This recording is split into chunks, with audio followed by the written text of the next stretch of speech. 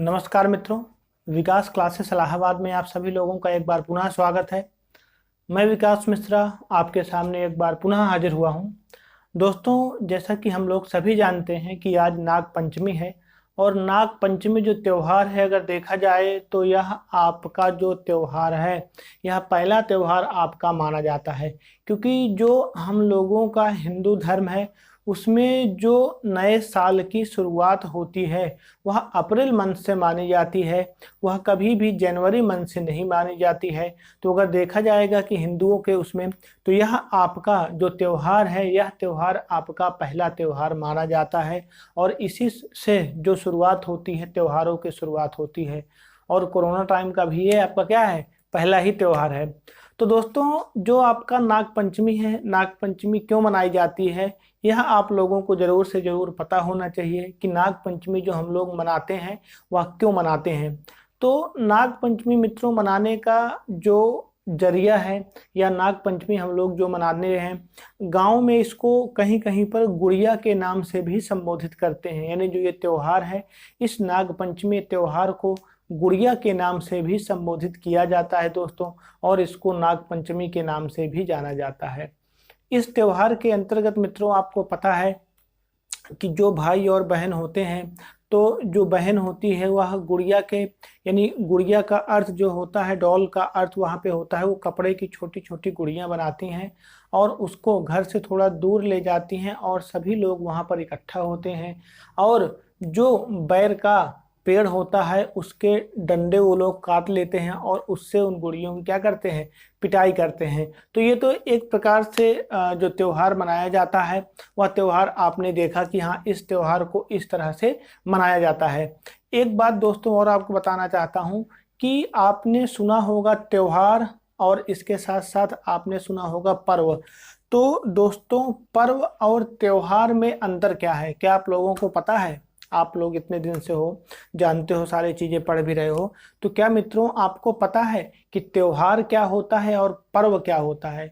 तो मित्रों, मैं आपको बताना चाहता हूं, जो आपका पर्व होता है, पर्व आपका निश्चित होता है। यानी जो पर्व होते हैं, पर्व आपका मित्रों हमेशा निश्चित होता है, और जो त्योहार होते हैं मित्रों वो निश्चित नहीं होते हैं। हो सकता है गुड़िया आज यहाँ पर 25 तारीख को, यानी नाग पंचमी आज 25 तारीख को पड़ी है, हो सकता है या अगले साल 26 को पड़ जाए, या इसकी जो डेट में परिवर्तन है वह परिवर्तन आपको देखने को मिल सकता है। ये कभी भी हो सकते हैं, एक दो दिन पहले भी और एक दो दिन बाद भी। तो त्योहार का अर्थ जो होता है वो होगा तो निश्चित, लेकिन एक निश्चित डेट में नहीं होता है। और मित्रों, जबकि पर्व होता है वो हर साल उसी डेट को मनाया जाता है। जैसे आप लोग 2 अक्टूबर को गांधी जयंती मनाते हो, तो ये क्या है, आपका एक पर्व है। तो यानी हर डेट को यही मनाया जाएगा। 15 अगस्त आप मनाते हो तो 15 अगस्त को ही वो मनाया जाएगा, वो कभी 16 या 17 या 14 या 15 को कभी भी यानी घट नहीं सकता है और ना ही बढ़ सकता है। तो जो हमारे त्योहार होते हैं मित्रों, वह कभी भी घट और बढ़ दोनों सकते हैं, जबकि जो हमारे पर्व होते हैं मित्रों, उनमें कोई आपको डेट उनकी जो होती है वह हमेशा डेट क्या होती है मित्रों, फिक्स होती है। तो इसीलिए जो ये आज 25 तारीख है, तो नाग पंचमी जो है ये क्या है, हमारा एक त्योहार माना जाता है। अब देखिएगा मित्रों, आइए नाग पंचमी के बारे में आपको बता देता हूं कि नाग पंचमी क्यों मनाते हैं। पहला है कि नाग पंचमी हम मनाते क्यों हैं। तो मित्रों, नाग पंचमी मनाने का सिर्फ कई हैं, यानी जो रीजन आपको मिलेंगे, अगर आप पौराणिक कथाएं पढ़ोगे या किताबें पढ़ोगे तो उसमें कई रीजन दिखते हैं। तो जो मुख्य रूप से रीजनों की अगर बात की जाए तो मुख्य रूप से सिर्फ 2 ही रीजन मिलते हैं। तो नाग पंचमी मनाते क्यों हैं, तो आइए शुरुआत करते हैं। देखिएगा, नागों की जो उत्पत्ति मानी जाती है वह 2 प्रकार से मानी जाती है। यानी जो नागों की उत्पत्ति मानी जाती है वह 2 प्रकार से मानी जाती है। तो सबसे पहला यही सवाल है कि नाग आए कैसे। तो जो नागों की उत्पत्ति है वह 2 प्रकार की होती है। यानी जो पौराणिक कथाएं आपको मिलेंगी वह 2 प्रकार की पौराणिक कथाएं मिलती हैं। पहली पौराणिक कथा क्या है कि जो कश्यप ऋषि है उनकी जो पत्नी थी कद्रू, यानी कश्यप ऋषि थे एक, और उनकी वाइफ का जो नाम था वह नाम कद्रू था, और इनका जन्म, यानी इनका जन्म कद्रू से इनका जन्म माना जाता है। यानी कश्यप ऋषि की जो पत्नी थी, उनका नाम था कद्रू, और कद्रू से ही सर्पों के जन्म के बारे में पता चलता है कि इन्हीं से सर्पों का जन्म माना जाता है आपका। दूसरा आपका जो माना जाता है कि ब्रह्मा जी के अश्रुओं से इनकी उत्पत्ति मानी जाती है। ऐसा मित्रों माना जाता है, पौराणिक कथाएं आपके सामने आपको मिली हैं कि ऐसा माना जाता है कि जब सृष्टि का जनन हो रहा था, यानी सृष्टि जब बन रही थी, तो सृष्टि बनते समय यानी जब सृष्टि का निर्माण हो रहा था, ब्रह्मा जी उस समय निर्माण कर रहे थे, तो निर्माण करते समय ब्रह्मा जी बहुत ज़्यादा परेशान हो गए थे, और परेशान होने के पश्चात वो बहुत ज़्यादा क्रोधित हो गए थे। तो क्रोधित होने के फलस्वरूप उनकी आँख से क्या निकलने लगे? अश्रु निकलने लगे। यानी जो अश्रु होते हैं वो क्या हो लगे कि अश्रुओं से, यानी क्या है कि उनके आंख से अश्रु, यानी का मतलब क्या है यहाँ पर आंसू से है, यानी उनके आंख से अश्रु निकलने लगे, और जो अश्रु निकले वह आके जमीन पे गिरे और पीली मिट्टी में गिरे। जब पीली मिट्टी में अश्रु आके गिरे और पीली मिट्टी से अश्रुओं का मिलन हुआ, तो दोस्तों माना जाता है कि उस समय सर्पों की उत्पत्ति हुई, यानी उस समय सर्पों की उत्पत्ति हुई। और जब सर्पों की उत्पत्ति हुई मित्रों, तो 7 तरह के सर्प उस समय वहां पर मिले। जो 7 तरह के सर्प वहां पर मिले हैं। पहला सर्प आपका जो है वह अनंत नाग है, यानी पहला जो आपको सर्प दोस्तों मिला वह कौन सा मिला? अनंत नाग मिला।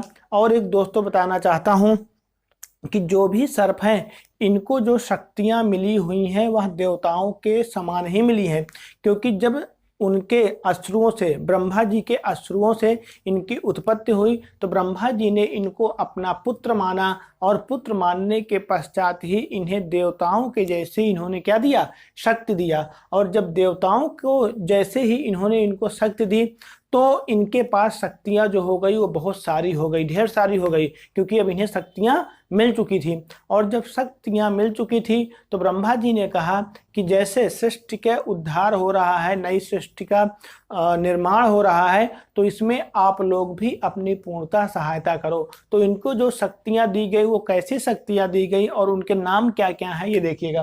पहला जो नाग था उसका नाम था अनंत नाग, यानी जो पहला नाग आपके सामने ये मिला हुआ है यह आपका अनंत नाग है। और इसकी जो शक्ति मिली वो किसके समान मिली? सूर्य के समान शक्ति मिली। यानी अनंत नाग को जो शक्ति दी गई ब्रह्मा जी द्वारा वह सूर्य के समान शक्ति दी गई। दूसरा नाग जो है आपका तक्षक है, जिसे बुद्ध के समान, यानी जो ग्रह है बुद्ध, उसके समान शक्ति दी गई। और तीसरा जो है वो पद्म नाग है, जिसे बृहस्पति के समान क्या दी गई? शक्ति दी गई, क्योंकि ये ग्रह के साथ साथ ही हम इन्हें क्या मानते हैं? देवता भी मानते हैं। हमारे हिंदू धर्म में इन्हें सिर्फ ग्रह ही नहीं, इन्हें देवता भी माना जाता है। तो इसीलिए कहा गया कि पद्म जो सर्प था उसको जो शक्ति मिली वो किसके समान मिली? बृहस्पति के समान मिली। और अश्वतरा को जो शक्ति मिली वो किसके समान मिली मित्रों? शुक्र के समान मिली। वासुकी नाग को जो शक्ति मिली वो चंद्रमा के समान मिली। और इसके साथ ही साथ मित्रों, कभी अगर आपसे क्वेश्चन पूछता है कि शिव जी के गले में जो सर्प आपका है उस सर्प का नाम क्या है, तो ये वासुकी सांप ही है आपका। मित्रों याद रखिएगा, बहुत ही इंपॉर्टेंट क्वेश्चन है।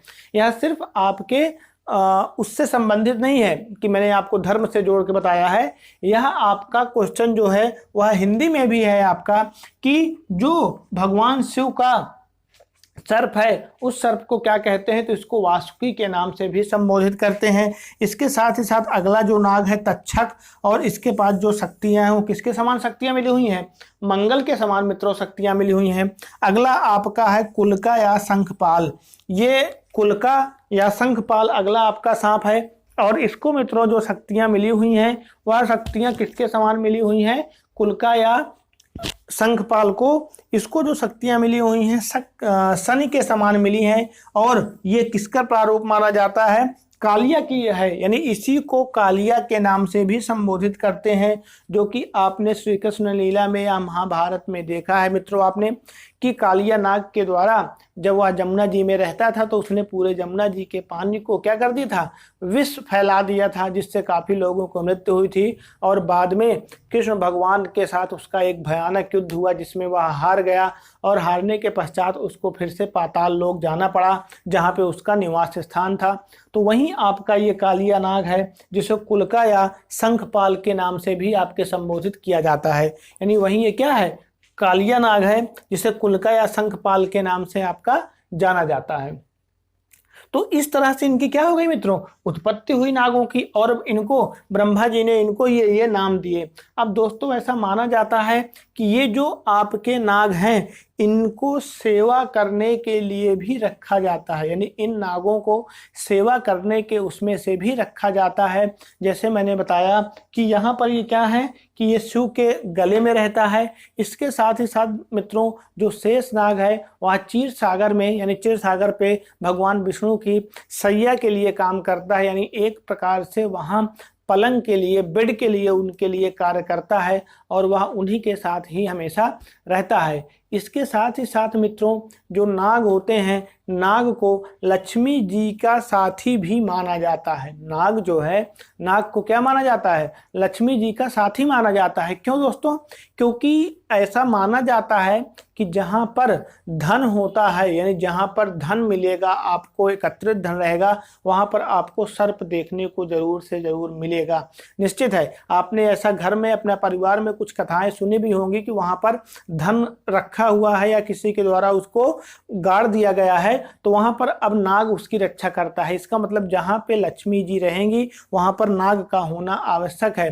तो इसीलिए आप जब रात में स्वप्न वगैरह देखते हो, तो अगर आप सर्प को देखते हो तो ऐसा मित्रों माना जाता है कि सर्प को जब आप देखते हो तो सर्प आपके लिए शुभ है, क्योंकि वह धन का सूचक होता है, क्योंकि लक्ष्मी जी उसके साथ ही रहती हैं। कैसा माना जाता है कि लक्ष्मी जी उनके साथ रहती हैं। तो ये सर्प के बारे में आपको देखने को मिलता है।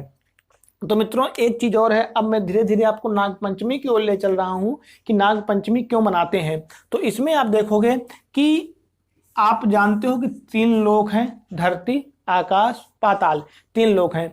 लेकिन आपको पता है कि 7 पाताल लोक हैं, यानी पाताल लोक में भी 6 लोक हैं। अगर पाताल लोक को भी ले लिया जाए तो 7 हो जाएंगे, लेकिन पाताल लोक के अंदर भी 6 लोक आपके माने जाते हैं। अतल, वितल, सुतल, रसातल, महातल, तलातल, और ये आपका 7वां पाताल लोक ही माना जाता है। तो ऐसा माना जाता है कि 7 लोक हैं आपके पाताल लोक के। तो पाताल लोक के माना जाता है कि पाताल लोक जब था, यानी है भी अब भी ऐसा माना जा रहा है, तो पाताल लोक में जो सर्प रहते थे तो वहां पर एक बार किसी ऋषि के श्राप से सभी सांपों की मृत्यु हो जा रही थी, यानी वो जल रहे थे, जल जल के उनकी क्या हो रही थी, मृत्यु हो रही थी। तो उस समय पर उन सर्पों को दूध दिया गया, और जब सर्प को दूध दिया गया तो जिन जिन सर्पों ने दूध को पी लिया उस दिन से उन सर्पों की मृत्यु नहीं हुई। और जिस दिन उन सर्पों को मित्रों दूध दिया गया था वह जो तिथि थी आपकी वो पंचमी थी, यानी पंचमी तिथि को सर्पों को दूध दिया गया, तो उसी दिन से सांपों की जो मृत्यु हो रही थी वह मृत्यु क्या हो गई, कम हो गई। और जब मृत्यु मित्रों कम हो गई उस दिन से, तो उसी दिन को फिर जो नाम दिया गया वह नाग पंचमी के नाम से ही जाना जाता है। फिर उस तारीख को ही जो माना जाता है मित्रों क्या माना जाता है, नाग पंचमी के नाम से आपका जाना जाता है। तो यह पौराणिक कथा थी जो आपके नाग पंचमी के बारे में है। तो ये पहली कथा थी मित्रों। एक कथा आपको और प्रचलित मिलती है जो सुनने को बहुत मिलती है, वह कथा आपकी ये है कि किसी नगर में, यानी बहुत प्राचीन समय में किसी नगर में एक साहूकार रहता था, और उस साहूकार के 7 पुत्र थे, और 7 पुत्रों में उसकी 7 बहुएं थीं। तो जो 7 बहुएं थी मित्रों वह एक बार मिट्टी लेने जा रही थी कहीं तालाब वगैरह में, और जब मिट्टी लेने गई मित्रों वहाँ पर, तो मिट्टी की खुदाई करते समय अचानक उन्हें एक सर्प मिलता है। और जब सर्प मित्रों उन्हें मिलता है तो देखते हैं कि सर्प उनको, यानी देखा सर्प ने उनको तो वहीं पर बैठा हुआ था। तो वो जो 7 थी तो उनमें से जो 6 वाइफ थी उनकी, तो 6 ने क्या किया कि उनको मारने को लिए कहा कि चलो इस सर्प को मार देते हैं। लेकिन जो सबसे छोटी थी उसने कहा, बहू थी, तो सबसे छोटी बहू ने कहा कि इसको मारते नहीं हैं, हम लोग इसको छोड़ देते हैं। तो उसने क्या किया, उस सर्प को एक पेड़ के नीचे तक वो ले गई। यानी वैसे क्या किया कि उसको थोड़ा सा धक्का देके या कुछ ऐसे करके एक पेड़ के नीचे ले गई और वहां पर उसको बिठा दिया। और जब वहां पर उन्होंने उसको बिठा दिया मित्रों, तो बिठाने के फलस्वरूप क्या हुआ कि उन्होंने कहा कि आप नाग देवता यहीं पर बैठे रहिए और मैं आपके लिए दूध लेकर आती हूँ। और जब वह छोटी बहू यानी सभी लोग घर चले गए तो बहू दूध लाने को भूल गई। और जब बहू दूध लाने को भूल गई तो वह अगले दिन जब उसको याद आया कि मैंने तो सर्प के लिए दूध के लिए कहा था, तो वह अगले दिन फिर आती है। यानी वो क्या करती है कि अगले दिन आती है सर्प के लिए दूध लेके। और जब सर्प के लिए वह दूध लेके आती है तो सर्प वहीं पर बेचारा बैठा हुआ था। तो जैसे ही उसने सर्प को देखा तो उसने कहा कि भैया मुझे आप क्षमा कर दो, मैं दूध लाने में मैं भूल गई, मैं लेट हो गई। तो जब सर्प को बहुत ज़्यादा गुस्सा था, लेकिन जैसे ही उसने भैया कहा तो सर्प क्या हुआ, मान गया। और उसने उसी दिन से उसको अपनी बहन के रूप में स्वीकार कर लिया और उसने उस दिन क्या कर लिया, दूध को पी लिया। और जब उसने दूध पी लिया मित्रों, तो उस दिन भी जो तिथि मानी जाती है, ऐसा कहते थे कि पंचमी थी, और उस दिन से भी नाग पंचमी आपकी मनाई जाती है। इसके पश्चात दोस्तों बताना चाहूँगा कि ऐसा माना जाता है, यानी जो कहानी थी उस कहानी में जो छोटी बहू थी, छोटी बहू के नैहर में यानी मायके में कोई नहीं था। तो कुछ दिनों के पश्चात जो 6 बहुएं थी वह अपने अपने मायके जा रही थी। तो जो छोटी बहू थी वह परेशान थी क्योंकि उसके पास तो कोई नैहर था नहीं, यानी मायका था नहीं। तो नाग ने उस समय कहा था कि जब भी तुम्हें मेरी ज़रूरत पड़े तुम मुझे एक बार अवश्य पुकारना और मैं अवश्य आऊँगा। तो उसके फलस्वरूप उसने नाग को पुकारा तो वह उसका भाई बनकर आया और उसको अपनी बहन को वहाँ से ले गया और पाताल लोक ले गया मित्रों।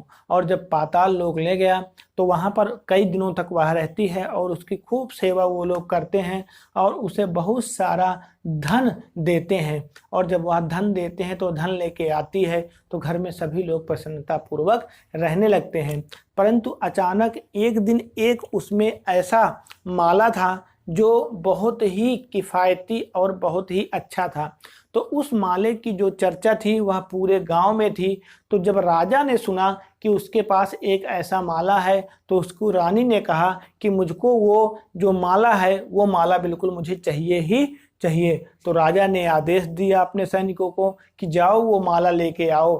तो जो उनके सैनिक थे उस माला को लेने गए और जब माला को लेकर आए वो लोग, तो माला को लेने के पश्चात जैसे ही उस रानी ने माला को पहना वह क्या बन गया, सर्प बन गया। और रानी ने उस माले को अपने गले से निकाल कर क्या कर दिया, फेंक दिया मित्रों। और जब फेंक दिया तो वह दोबारा से माला बन गया।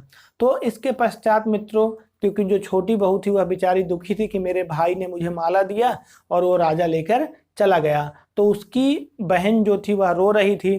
तो वहाँ पर वो जो नाग था वो दोबारा से प्रकट हुआ और उसने उससे कहा कि जाओ तुम अपना माला ले लो, वो माला तुम्हारे अलावा कोई और नहीं पहन सकता। इसके पश्चात वो लोग राजा के महल में गए और पूरी कथा वृत्तांत से सुनाया और दोस्तों तभी से आपकी नाग पंचमी मनाई जाती है। तो मित्रों आपको बताना चाहता हूं कि नाग पंचमी का जो त्यौहार है यह हम लोगों के लिए बहुत ही अच्छा त्यौहार है और सभी लोग आप लोग इसे मिल के मनाएं। और इसके साथ साथ दोस्तों आप अपना भी ख्याल रखें और परिवार का भी ख्याल रखें। अब मिलते हैं दोस्तों नेक्स्ट वीडियो में। हिंदी की शुरुआत हम लोग फिर से करेंगे। धन्यवाद, नमस्कार।